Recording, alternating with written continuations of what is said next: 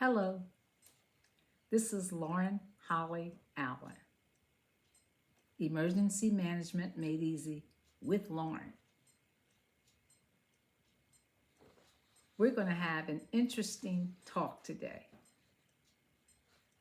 And I want to start Class 18 series, the use of firearms in worship houses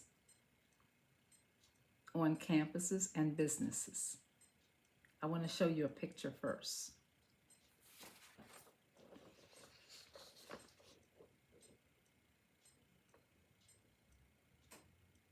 A typical handgun,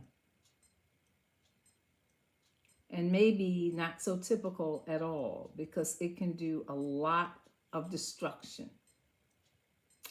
I'll give you first a brief historical overview.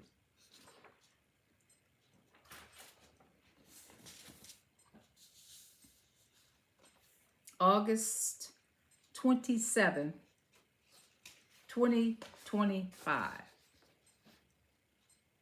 Police and first responders responded at the scene of a shooting at Annunciation Church and Catholic School in Minneapolis, Minnesota. The suspect approached the side of the building and fired the rifle through the church window toward the children while they were praying, with other worshipers sitting in the pews. The suspect was armed with a rifle, a shotgun, and pistol. And police believe the shooter fired from all three weapons, using all three weapons. Police said the perpetrator bought the weapons lawfully and they were purchased recently. The perpetrator killed 2 children and injured 17 others, and an 8-year-old and 10-year-old were shot and killed when the gunman fired through the windows of the church at the Catholic school. Afterwards, he turned the gun on himself and committed suicide. He killed himself. On February the 11th, 2024, a shooting occurred at Lakewood Church in Houston, Texas. She was a 36-year-old woman and claimed to have a bomb in her backpack, but no bomb was subsequently found. She shot a 47-year-old man in the leg, wounding him. She said, "Stay calm, all I need is help," then proceeded to fire more rounds. 2 off-duty officers serving as security at the church killed the perpetrator after she pointed an AR-15 at them. The shooter's 7-year-old son, yes, he was with her, was shot in the exchange of gunfire. And I'm happy to report he was rushed to the hospital, Texas Children's Hospital, in critical condition, and he did live, and he's living with a relative. His mother was shot and killed 4 minutes after entering the church. The female shooter had both a criminal record and documented mental health issues. According to the Anti-Defamation League, she had made multiple comments propagating anti-Semitic conspiracy theories. Let's go further back to June 17th of 2015. The Emmanuel African Methodist Church in Charleston, South Carolina, one of the oldest Black churches in the United States, had been the center for civil rights, and one day they welcomed a young Caucasian man during the weekly Bible study. He worshiped with the group 1 hour before. He shot and killed African Americans. Only 3 victims survived the use. Only 3 victims survived. He used a Glock 41 .45 caliber handgun. He had been carrying 8 magazines holding hollow point bullets. The shooter fled the scene of the mass shooting and was later apprehended by the police. Book reference, chapter 15, page 137. For those persons having the books, the rest of us are going to take very good notes.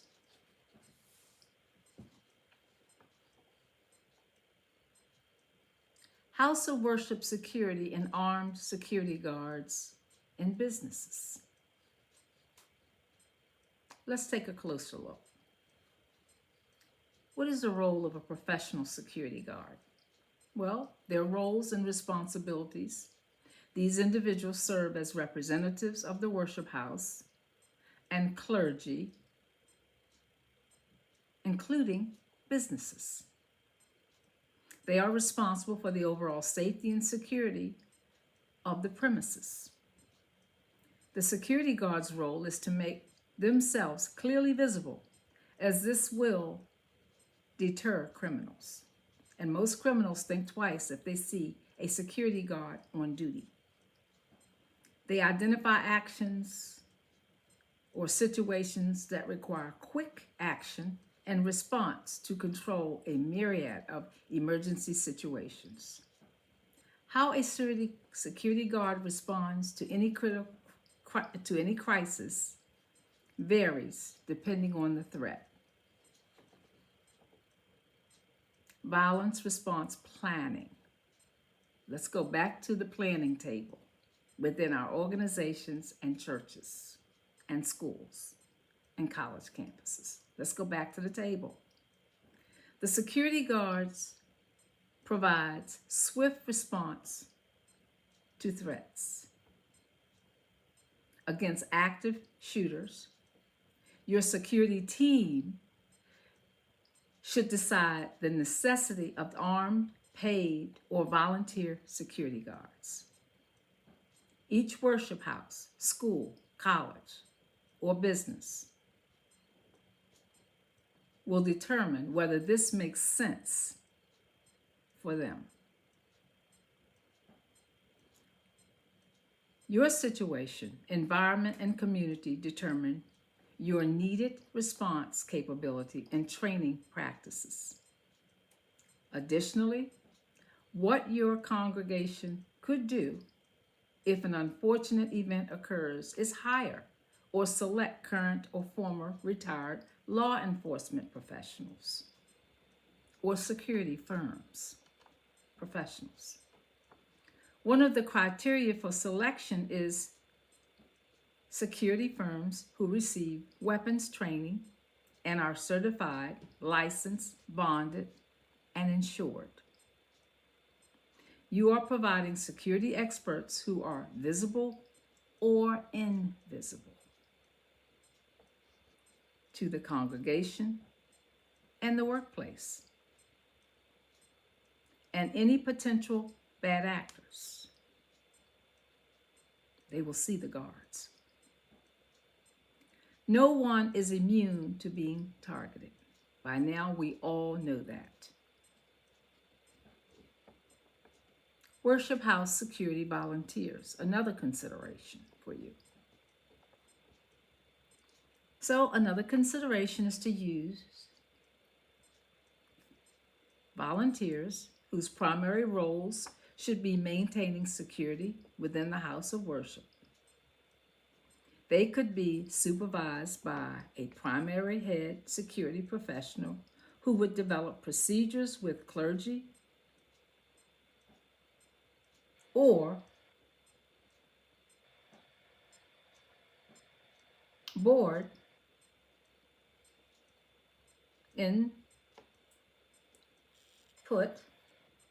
input and supervision.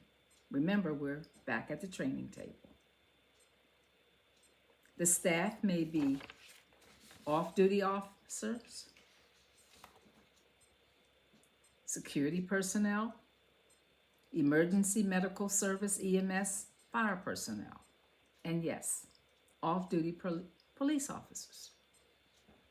They can be military retirees or personnel who are members of the worship house congregation with medical and emergency management background and skills. They would be deployed during service or special events on campuses. The volunteers should wear clothing that identifies them as security. For instance, black jackets with security printed in bright colors on the front and back of the jacket. The lettering should be large enough to be seen at a reasonable distance. Portable radios, walkie-talkies, cell phones are recommended to communicate with one another from anywhere on the campus grounds. Security teams could be equipped with personal alarms or have access to panic buttons that sends an alarm to police, fire, or EMS. Armed congregant considerations. Open carry. A loaded or unloaded pistol carried upon the individual in which the pistol, holster, scabbard, or case is wholly or partially visible. That's open carry. The sight of a firearm might be emotionally difficult for many in the congregation. It may not, or may not give the appearance of a welcoming and friendly environment in the house of worship. In this instance, professional security may work best for your congregation, college, campus, or business. You decide. Concealed carry. A loaded or unloaded pistol and holster case hidden from view and detection of others. Hidden from view or detection of others. Concealed carry. Legislation in some communities allow licensed and trained individuals with background checks to carry concealed handguns. They are legally permitted if trained in the use of deadly force in defense of home, property, self, or others. A common sense consideration is that any armed individual who responds to a chaotic or an intruder, such as an active shooter in a crowded setting, environment, where multiple others may also choose to respond, should consider personal liability. Legal liability. Finally, your liability should be considered, and your attorney's input can be helpful in assessing the risks related to your environment, zip code, zone, state, or region.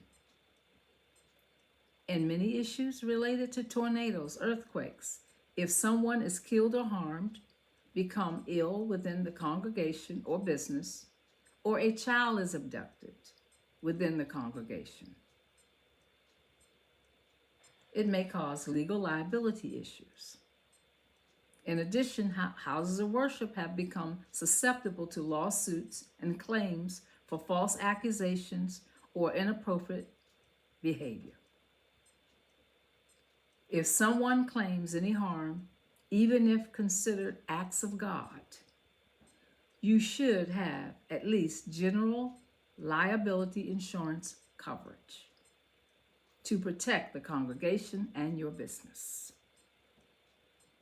If your security team, armed guards, uses excessive force, this may become a liability for your worship house, college campus, schools, and businesses. So yes, it's always necessary to have an attorney assess, advise in these cases of legal liability.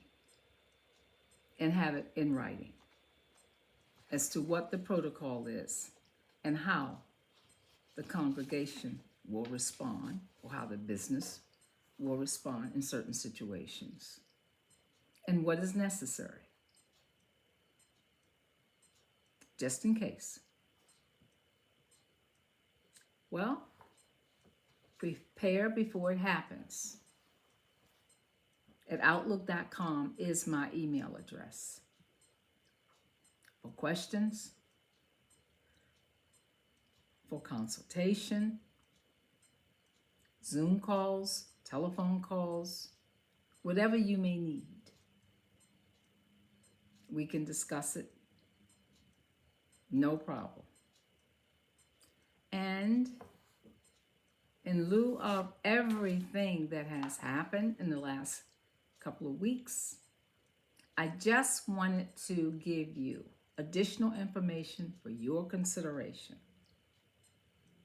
And of course, this video can be played over and over again if you need to, if you want to rewrite your notes or get some clarification. If there's anything you're not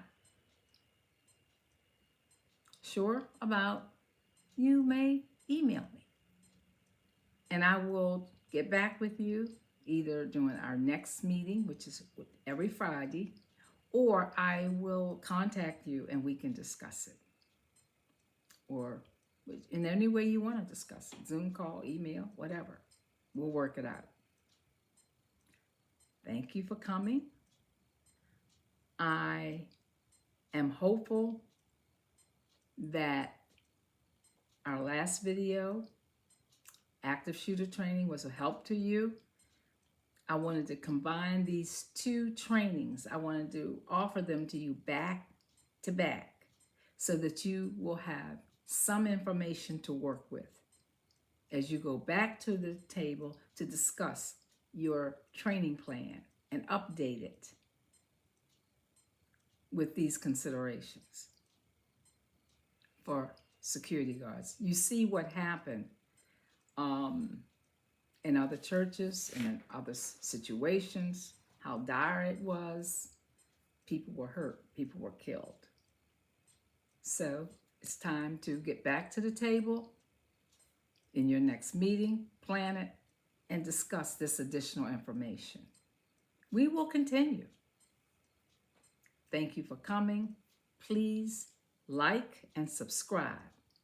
That keeps me on the page. That keeps me offering these videos.